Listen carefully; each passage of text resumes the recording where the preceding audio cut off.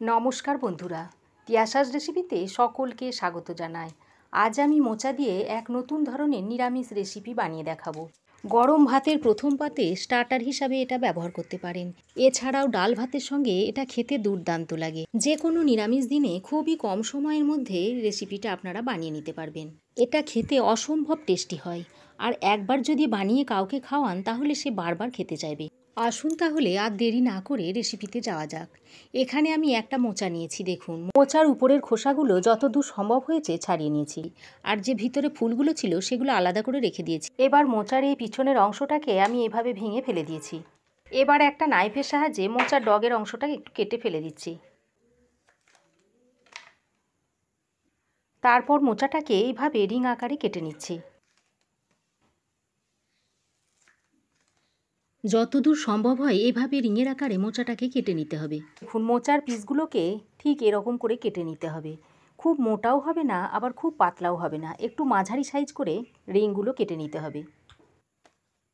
এইভাবে কাটতে কাটতে যখন দেখবেন ভিতরের ফুলের অংশটা একটু বেশি বেরিয়ে আসছে, তখন আর রিংয়ের আকারে কাটলে হবে না। এইবার মোচাটাকে এরকম লম্বালম্বি করে কেটে নিতে হবে।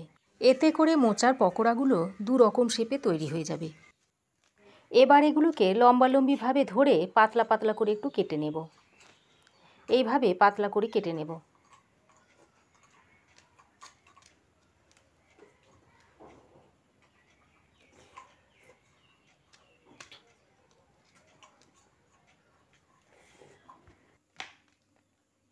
দেখুন সমস্ত মোচাটা রিংয়ের আকারে এবং লম্বালম্বিভাবে কেটে নিয়েছি। এবার এখন একটা বাটিতে জল নিয়ে কেটে রাখা মোচাগুলো জলে ডুবিয়ে দিচ্ছি।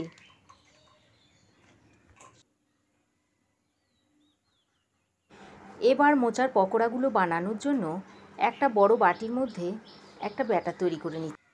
তার জন্য এই বাটির মধ্যে দিয়ে দিচ্ছি বেসন। এই ছোট বাটির মাপে এক বাটি বেসন আমি দিয়ে দিলাম।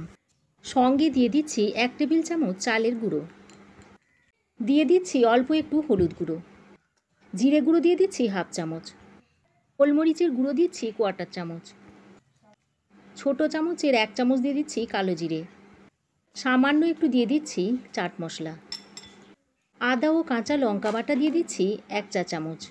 এবার শুকনো উপকরণগুলোকে একসঙ্গে ভালো করে মিশিয়ে নিচ্ছি। শুকনো উপকরণগুলো একবার ভালো করে মেশানো হয়ে গেলে এরপর এখানে স্বাদ মতো নুন দিয়ে দিচ্ছি। ছোট চামচের 1 চামচ দিয়ে দিচ্ছি কাশ্মীরি লঙ্কার গুঁড়ো। এতে করে ঝাল হবে না, কিন্তু কালারটা সুন্দর হবে। এবার নর্মাল তাপমাত্রার জল দিয়ে একটা ঘন ব্যাটার তৈরি করে নিচ্ছি। তবে জলটা একসঙ্গে না দিয়ে বারে বারে দিয়ে দেবেন। যদি একসঙ্গে দেওয়া হয় তাহলে ব্যাটারটা পাতলা হয়ে যেতে পারে, আর ব্যাটারটা যদি পাতলা হয়ে যায় তাহলে মোচার গায়ে ব্যাটারটা ভালোভাবে লাগবে না। জল দিয়ে মাখার পর ব্যাটারটাকে বেশ কিছুক্ষণ ধরে ভালো করে ফেটিয়ে নিতে হবে। ব্যাটার যত ভালো করে ফেটিয়ে নিতে পারবেন পকোড়া তত ফ্লাফি হবে। দেখুন এইভাবে ব্যাটারটাকে আমি প্রায় 5-6 মিনিট ধরে ফেটিয়ে নেব। 5-6 মিনিট ধরে ব্যাটারটাকে ফেটিয়ে নেওয়ার পর ব্যাটারের ঘনত্বটা দেখুন ঠিক এরকম হবে। আর চামচের পিছন দিকটা যদি এইভাবে লেগে থাকে তাহলে জানবেন যে ব্যাটারটা ঠিকঠাক হয়েছে। এবার একটা কড়াইয়ে বেশ কিছুটা জল নিয়ে গ্যাসে বসিয়ে দিয়েছি। এবার ওই জলের মধ্যে দিয়ে দিচ্ছি 1 চামচ নুন, দিচ্ছি সামান্য একটু হলুদ গুঁড়ো, আর দিয়ে দিচ্ছি 3-4 ফোঁটা সর্ষের তেল। এই তেলটা দেওয়ার কারণে কড়াইয়ের গায়ে মোচার কষ্ট আর লাগবে না। তারপর জলে ভেজানো কাটা মোচাগুলোকে কড়াইয়ের মধ্যে দিয়ে দিচ্ছি। মোচাগুলো দিয়ে এবার জলের সঙ্গে ভালো করে মিশিয়ে দিচ্ছি। তারপর মোচাগুলোকে এইভাবে 5 মিনিট সেদ্ধ করে নেব।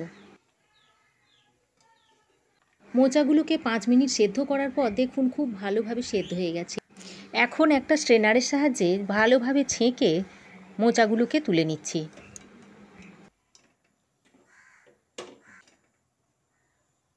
তারপর এইভাবে একটু হাতে করে ছড়িয়ে দিচ্ছি যাতে করে মোচাগুলো খুব তাড়াতাড়ি ঠান্ডা হয়ে যায়। এবার একটা কড়াইয়ে বেশ খানিকটা সাদা তেল গরম করতে দিয়েছি। তারপর ঠান্ডা করে নেওয়া মোচার মধ্যে থেকে একটা একটা করে নিয়ে এইভাবে ব্যাটারের মধ্যে ফেলে চুবিয়ে নিয়ে তেলে ছেড়ে দিচ্ছি।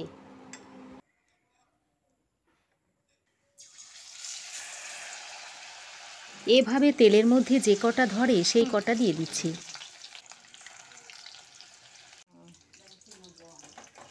এবার এক পিঠ হয়ে গেলে পকোড়াগুলো উল্টে দিচ্ছি।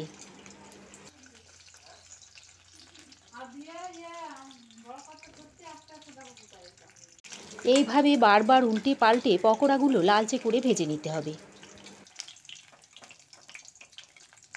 দেখুন পকোড়াগুলো লালচে করে ভাজা হয়ে গেছে। এবার একটা স্ট্রেনারের সাহায্যে ছেঁকে তুলে নিচ্ছি। ভাজার পরে পকোড়াগুলো কতটা লোভনীয় দেখতে হয়েছে দেখুন।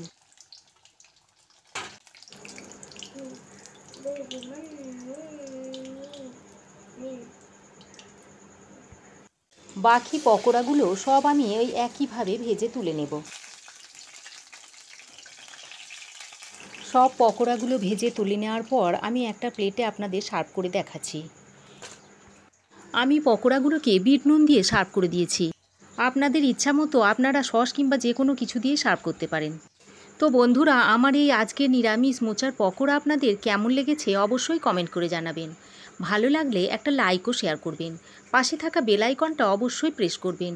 আর আমার চ্যানেলে নতুন বন্ধু হয়ে থাকলে প্লিজ চ্যানেলটাকে সাবস্ক্রাইব করার অনুরোধ রইল। আজ এ পর্যন্তই। আবার দেখা হবে নতুন কোনো রেসিপি নিয়ে নেক্সট এপিসোডে। সে পর্যন্ত ভালো থাকবেন, সুস্থ থাকবেন। ধন্যবাদ।